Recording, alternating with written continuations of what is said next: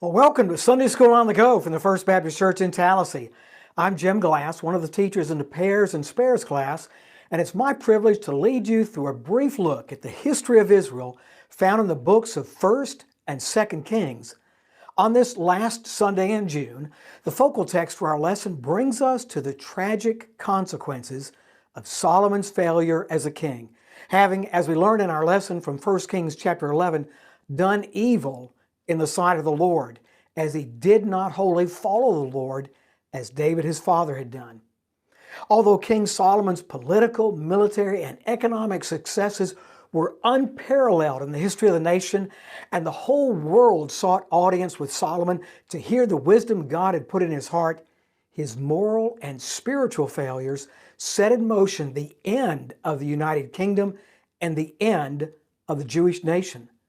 Our lesson today from 1 Kings chapter 12, verses 6 through 19 shows us the first phase of the final collapse of Israel. Our lesson from last week concluded with the Lord's third conversation with Solomon found in chapter 11, beginning in verse 9, where we read that the Lord became angry with Solomon because his heart had turned away from the Lord, the God of Israel. Although he had forbidden Solomon to follow other gods, Solomon did not keep the Lord's command. So the Lord said to Solomon, "Since this is your attitude, and you have not kept my covenant and my decrees which I commanded you, I will most certainly tear the kingdom away from you and give it to one of your subordinates. Nevertheless, for the sake of David, your father, I will not do it during your lifetime. I will tear it out of the hand of your son. Yet I will not tear the whole kingdom from him, but will give him one tribe for the sake of David, my servant, and for the sake of Jerusalem, which I have chosen." Well, prior to this tearing away, we read about three adversaries that Solomon had to deal with during the latter years of his reign in verses 14 through 40 of chapter 11. The first was a man by the name of Hadad, an Edomite, the descendants of Esau, and one of only a handful of survivors of a fierce battle fought between the Edomites and King David.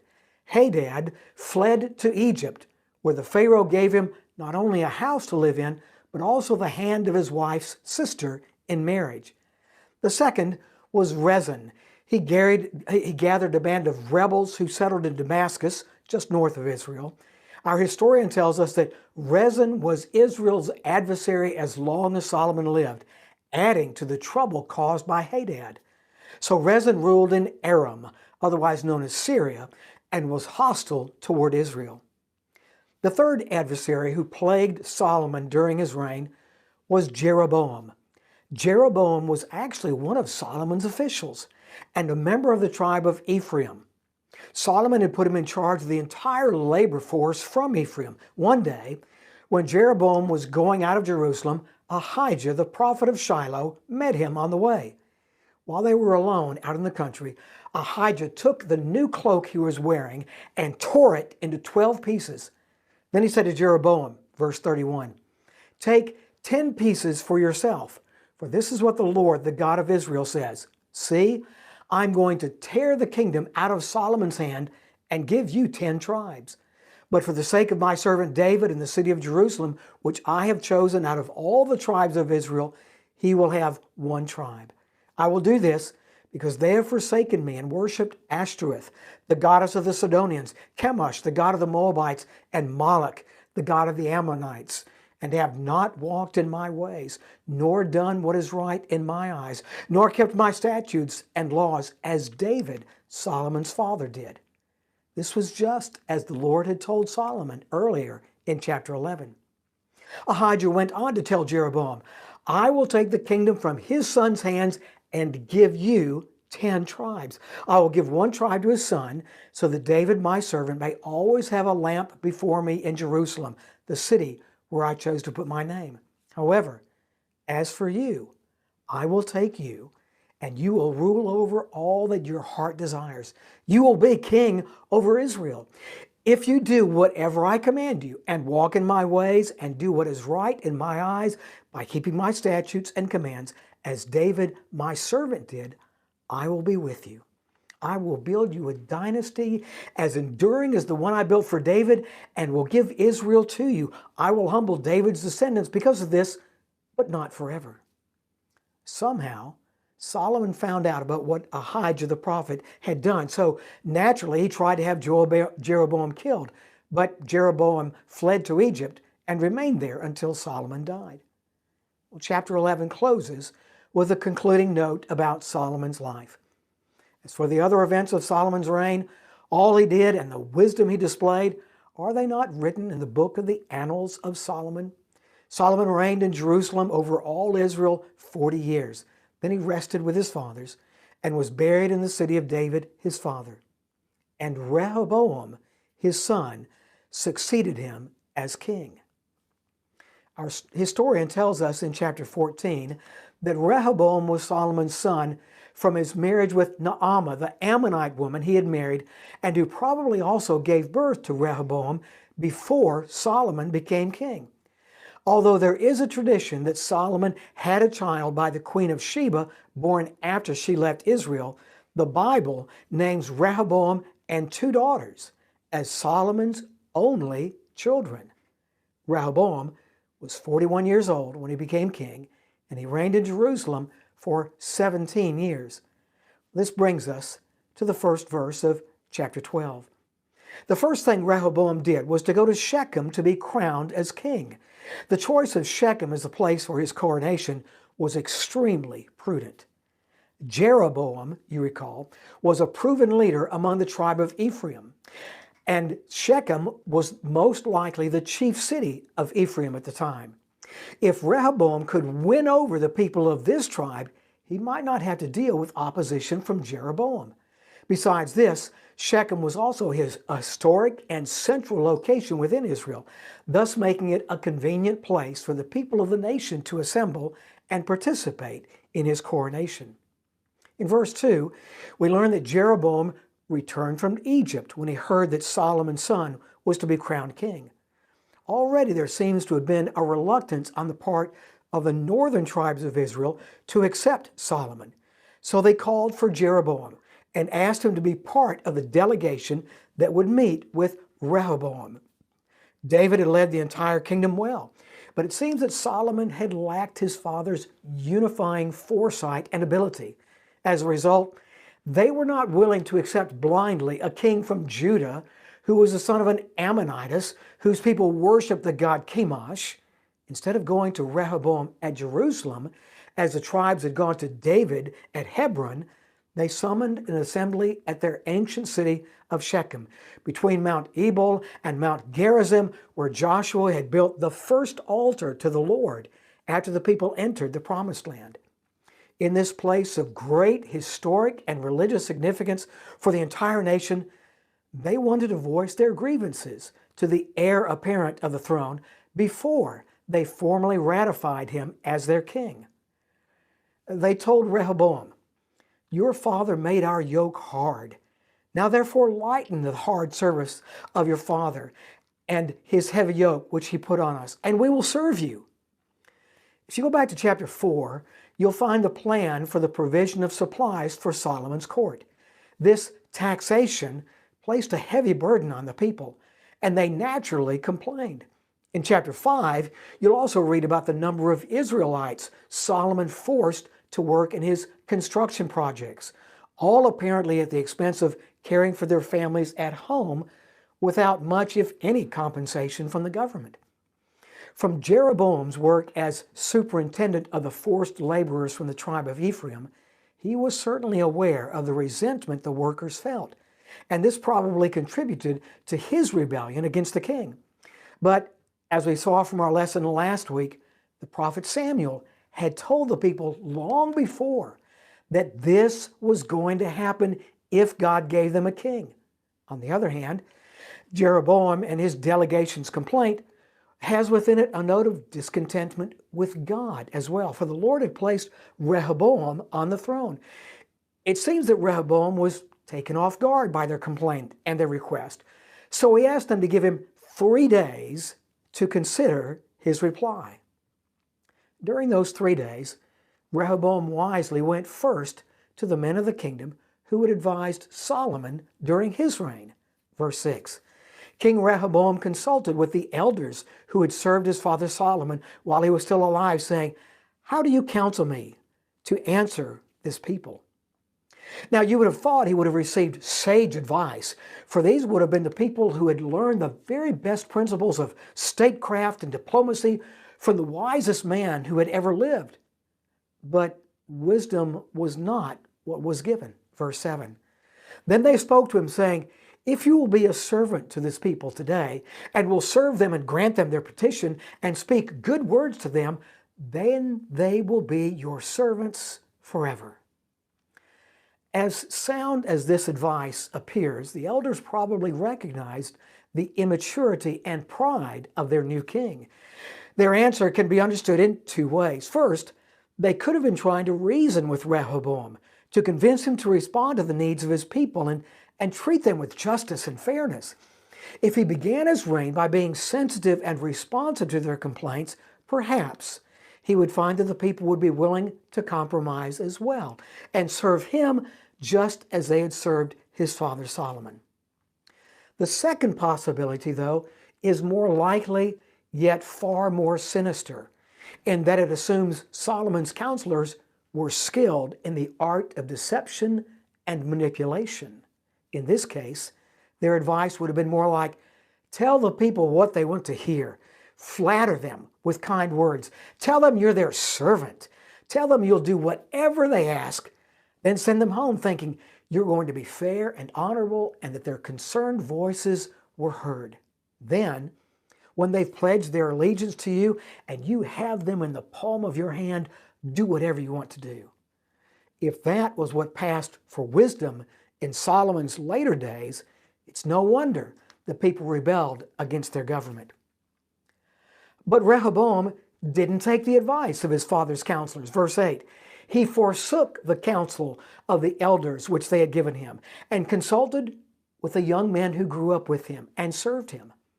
According to 1 Kings chapter 14, verse 12, Rehoboam was 41 at the time of his coronation, and these would have been those he had surrounded himself with since childhood.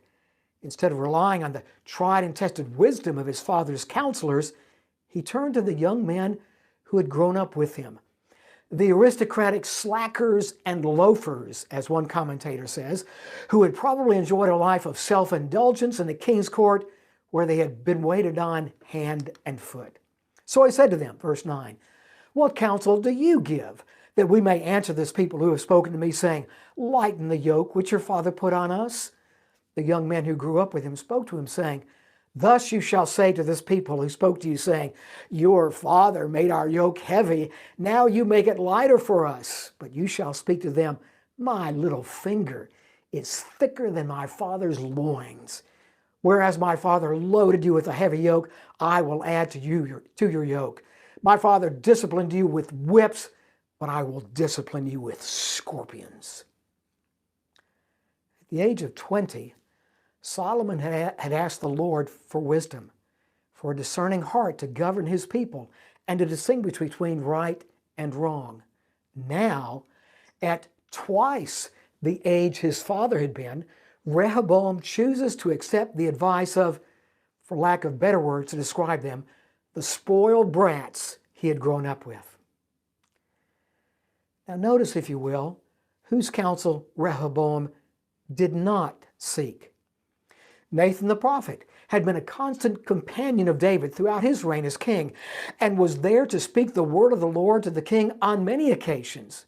We've already met Ahijah, the prophet from Shiloh, and saw how he told Jeroboam about how the word of the Lord to Solomon would be fulfilled. In 2 Chronicles chapter 9, we also read about Iddo, the seer, who told about his visions concerning Jeroboam. There were also Zadok and Abiathar, priests of the temple, who had advised David and Solomon. Why didn't Rehoboam consult them? If he did, their conversation hasn't been recorded for us. Although it may well be an argument from silence, it doesn't seem that Rehoboam made any attempt to seek the will of the Lord at the beginning of his reign, as his father had done. In Rehoboam's friend's reply, They mockingly repeat the words the people used in making their complaint to Rehoboam. Your father made our yoke heavy. Now you make it lighter for us. Their intention, of course, was to continue to stoke the fire of anger that had ignited in Rehoboam's heart when he first heard the weak appeals of the Ephraimites. This is yet another indication of the recklessness of the counsel the new king received. The threat these friends proposed Rehoboam give as a reply to what may well have been a legitimate complaint was incredibly foolish. It's doubtful that they had exerted the mental energy to think through how they would accomplish what they proposed or how they would deal with any opposition that might arise as they implemented this foolish plan. If Rehoboam had intended to split the kingdom from the outset, he could have found no better wedge than this boastful promise of repression and despotism. Their advice that he told the people that his little finger is thicker than his father's loins meant that Rehoboam thought of himself as far mightier than his father Solomon. The power that he would brandish from his little finger would easily eclipse the power of Solomon exercised with the strongest muscle in his body. They told him to tell the people, if you thought my father had the power to force you to work for him, I have so much more. Instead of using the ordinary whips made to encourage laborers to work, he would discipline them with scorpions. The use of scorpions was probably not literal. There is some evidence that whips embedded with barbed points were later referred to as scorpions because of the shape of the points and the pain of the sting, much like a whip of another day was called a cat of nine tails, not because it was made of cat's tails, but because it cut like a cat's claw. Some scholars suggest that the thorns of a type of eggplant, called the scorpion plant, were embedded in the cords of the whip. In any case, the pain Rehoboam intended to inflict on those who had complained was to be extremely severe. So, 3 days later, King Rehoboam calls the people together to give them his answer. Verse 12. Then Jeroboam and all the people came to Rehoboam on the third day as the king had directed, saying, Return to me on the third day. The king answered the people harshly, for he forsook the advice of the elders which they had given him, and he spoke to them according to the advice of the young men, saying, My father made your yoke heavy, but I will add to your yoke. My father disciplined you with whips, but I will discipline you with scorpions. In spite of the somewhat conciliatory advice Solomon's advisors had offered, Rehoboam chose the arrogant, shameless, and presumptuous counsel he received from his friends. My father made your yoke heavy, but I will add to your yoke. My father disciplined you with whips, but I will discipline you with scorpions. The king's answer was not merely a refusal to consider their complaint. It was, as one commentator describes, imperious, tyrannical, and unbecoming in any sovereign, but especially one who ought to be the servant of the compassionate and merciful God, with whom is great truth and loving kindness. Authority, he writes, is the handmaid of God, intended to be good for us, and not a terror, as the Apostle Paul writes in Romans chapter 13. Government is not built upon whips and scourges, but upon justice, love, and confidence. That rule alone is thoroughly right. Where mercy and truth are met together, righteousness and peace have kissed each other. He goes on to show from Psalm 101 how different David's example of sovereignty was when David wrote, I will sing of your love and justice to you, O Lord. I will sing praise. I will be careful to lead a blameless life. I will walk in my house with a blameless heart. I will set before my eyes no vile thing. The deeds of faithless men I hate. They will not cling to me. Men of perverse hearts shall be far from me. I will have nothing to do with evil. No one who practices deceit will dwell in my house. No one who speaks falsely will stand in my presence. Every morning I will put to silence all the wicked in the land. I will cut off every evildoer from the city of the Lord. So wrote David, the man after God's own heart, as he ruled his people. In verse 15, our historian puts everything into an eternal perspective. So the king did not listen to the people, for it was a turn of affairs brought about by the Lord, that he might fulfill his word, which the Lord spoke by Ahijah the Shilonite to Jeroboam the son of Nebat.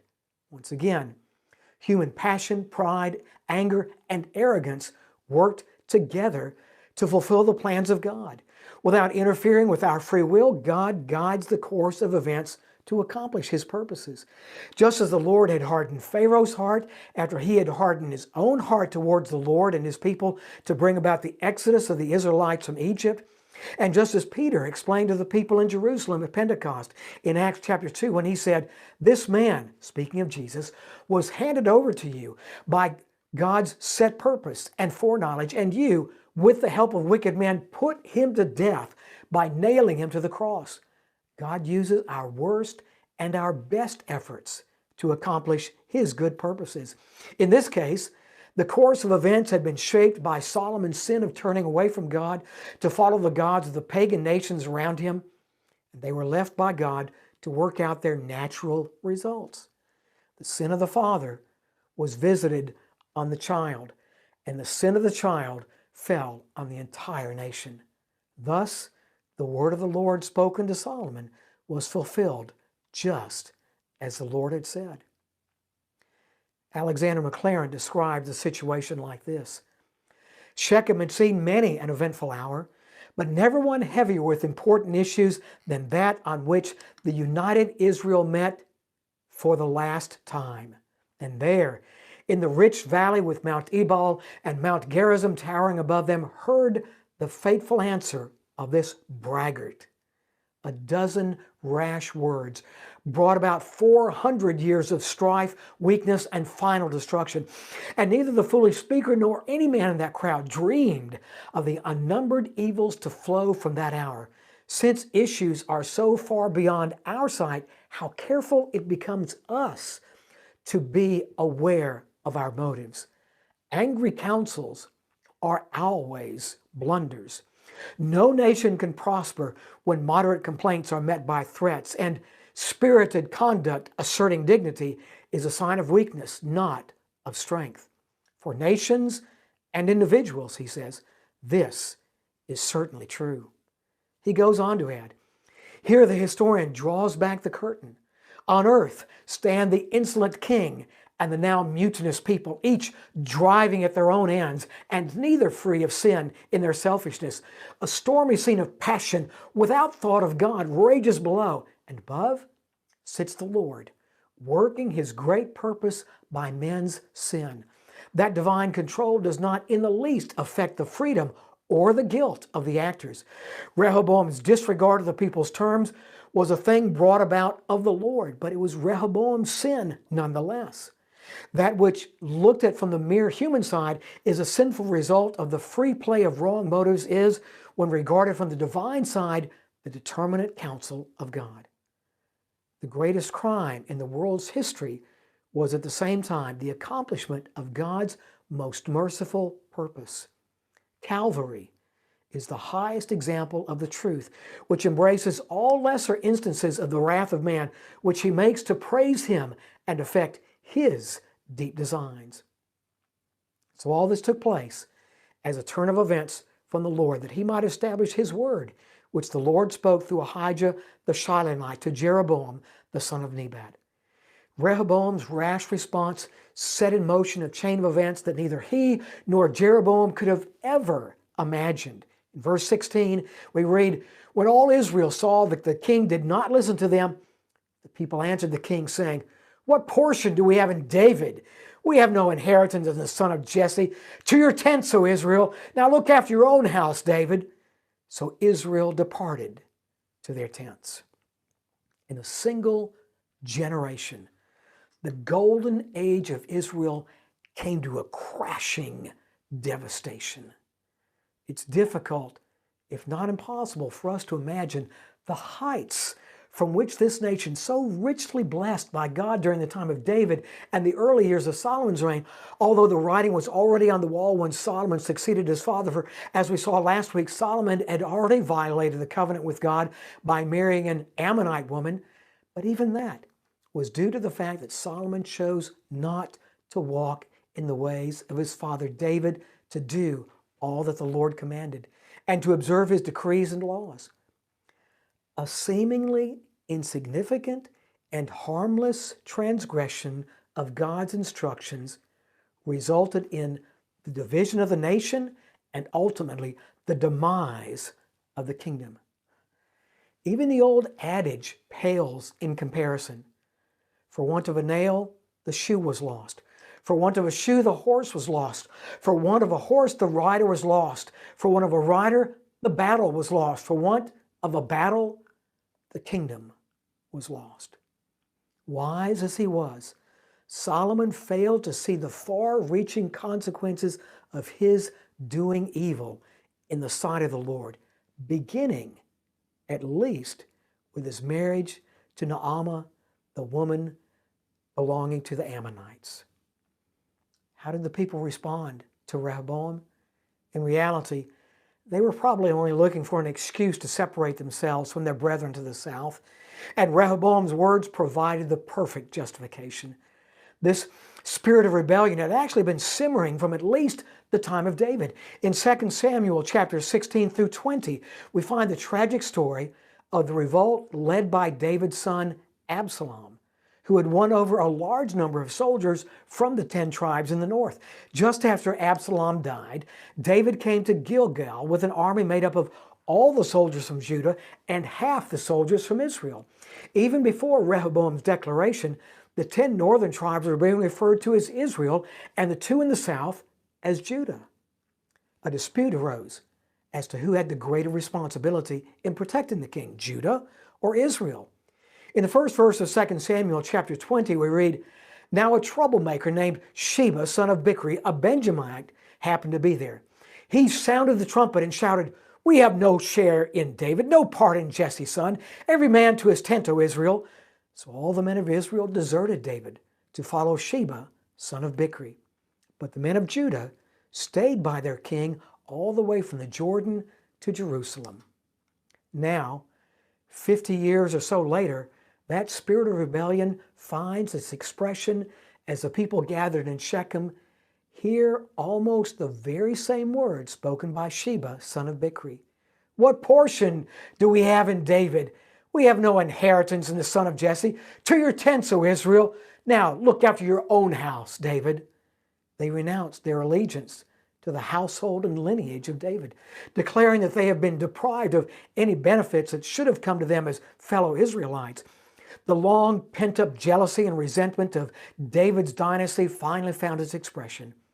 Since Judah had forsaken the 10 northern tribes, Jeroboam and his fellow Israelites called for everyone to return to his or her tribal home. They would not recognize Rehoboam as their king. Instead, they would go their own way. But as for the sons of Israel who lived in the cities of Judah, verse 17, Rehoboam reigned over them. And then in verse 18, you have to wonder at the naivete or the presumptuousness of Rehoboam. After the people of the 10 northern tribes boldly and decisively rejected any connection with Judah and their king, Rehoboam actually tried to force the people back into the kingdom. Then King Rehoboam sent Adoram, who was over the forced labor, and all Israel stoned him to death.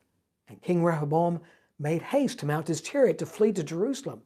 So Israel has been in rebellion against the house of David to this day. Rehoboam's actions were certainly intended to enforce the status quo, which would have included such things as collecting taxes and retaining the scheduled rotation of workers from each of the 12 tribes through the various construction projects and governmental functions of the kingdom. Rehoboam seems to have been unimpressed by their rebellion or committed to coercing them to fulfill their obligations to the United Kingdom. Either way, he would not parley with these insurrectionists, having been guided not by Solomon's elders, but by his own conceited and egotistic friends, and inflated by a sense of his own power and importance. Rehoboam would naturally look to the use of force rather than attempt to be reconciled to his offending and offended brethren.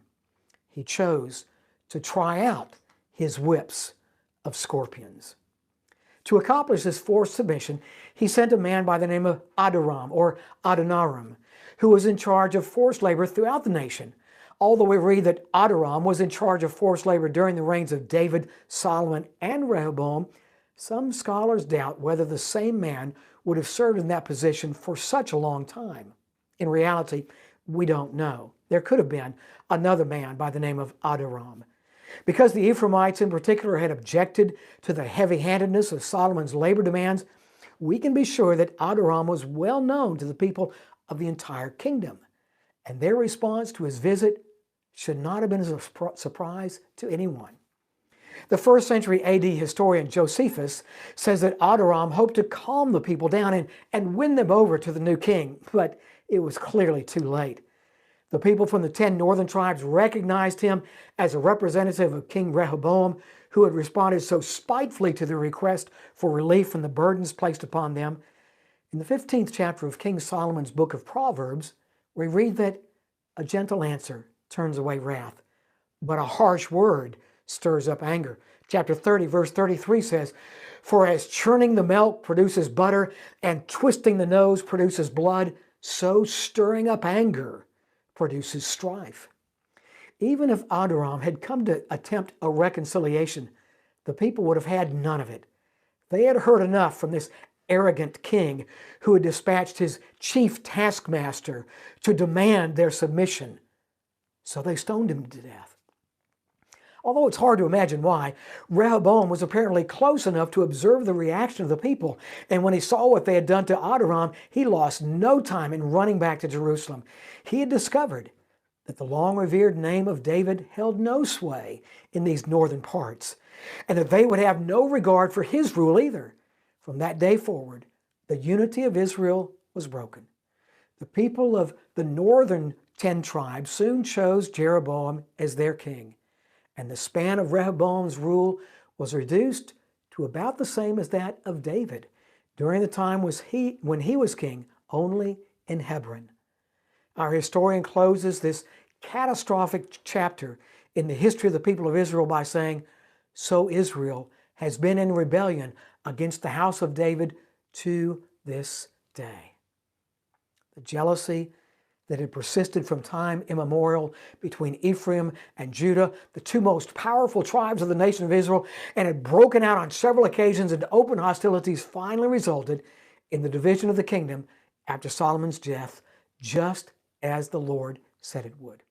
10 tribes, led by Ephraim, refused to submit to King Rehoboam, the son and successor of Solomon, and chose Jeroboam, one of their own, as their king. As a result, the withdrawal of the 10 tribes from the royal house of David that had been ordained by God as a punishment for Solomon's idolatry came about, and the rule over those tribes that had been promised to Jeroboam by the prophet Ahijah came to pass as well. The division and ongoing hostilities that continued to the end of Israel's existence were precipitated by Rehoboam's immature and faithless recklessness. In reality, however, it was essentially a rebellion against the Lord and his anointed, a conspiracy on the part of the northern tribes against Judah and its king, Rehoboam. Apart from the fact that the tribes had no right to choose, at their pleasure, a different king from the one who was the lawful heir to the throne of David, they had not humbled themselves to come to Jerusalem in the heart of Judah's tribal territory, but gathered instead in Shechem. And they had called for Jeroboam out of Egypt, clearly showing that it was their intention all along to cut themselves off from the royal house of David. Even though the Lord had told Jeroboam through the prophet Ahijah, "If you do whatever I command you, and walk in my ways, and do what is right in my eyes, by keeping my statutes and commands, as David my servant did, I will be with you. I will build you a dynasty as enduring as the one I built for David, and will give Israel to you." In spite of that, Jeroboam rejected God's gracious offer. Immediately after he claimed the throne of the northern kingdom of Israel, we read in verse 28 that he made 2 golden calves and said to the people, "It's too much for you to go up to Jerusalem. Here are your gods, O Israel, who brought you out of Egypt." One of these golden calves he set up in Bethel and the other in Dan. In addition, Jeroboam built shrines on high places and appointed priests from all sorts of people, even though they were not Levites, thereby establishing places and practices of worship contrary to what the Lord had commanded and turning the political division of the nation into a full-blown rejection of their religious roots and heritage as they rejected Jehovah as their God. For about 200 years, the people of Israel had sustained the worship of the one true God according to the Mosaic law. In the southern kingdom of Judah, with Jerusalem as its capital and the temple as the center of national worship, the law of God had taken a firm and deep root in the hearts of the people. It was different with the kingdom of the 10 tribes of the north. The departure of the 10 tribes from the house of David had been threatened by God as a punishment that would come upon Solomon on account of his idolatry, but it was also the fulfillment of the evil longing on the part of the northern kingdom for a less theocratic kingdom that was more like the nations around them, including their worship of other gods. This desire became open rebellion against the Lord when Jeroboam set up golden calves as symbols and images of Jehovah, the invisible God, to whom no likeness was to be made. This image worship met the wishes and religious cravings of the sensual and carnally minded people of the north, so that the contrast between Jehovah and the false gods disappeared almost completely, and there was no longer any reason to worship God alone. As a result, the judgment that had been declared since the time of Moses, the defeat of the nation and the scattering of the people throughout the kingdoms of the world, fell upon the 10 tribes much earlier than upon Judah, because Israel had filled up the measure of sin much earlier than Judah. In the rest of the biblical story, we learn that the weak and insignificant kingdom of Judah not only outlasted its far more powerful rival, Israel, by 100 years, but also kept alive the torch of faith and handed it on to the nations of many centuries across the dust and darkness of intervening generations as God remained faithful to his promise that his Messiah, the Savior of the world, would reign on David's throne and over his kingdom, establishing and upholding it with justice and righteousness forever. Well, thank you for being a part of our brief survey of the stories of the kings of Israel and Judah and the enduring message they provide for us in our own day. As you consider how Solomon's sin and Rehoboam's stubbornness had such devastating consequences, perhaps you might ask the Lord to reveal to you those stumbling blocks in your own life that could have severe and lasting effects on you and others. As we've recalled from the hand of the Apostle Paul, these things happened to them as examples and were written down as warnings for us, on whom the fulfillment of the ages has come. Next week, we'll look ahead in the history of the kings of Judah to the very first king who did that which was right in the eyes of the Lord, King Asa, and how he earned that glowing reputation in chapter 15, verses 9 through 22. As always, it's still a good thing to do. Keep calm, trust in the Lord, and wash your hands. God bless you.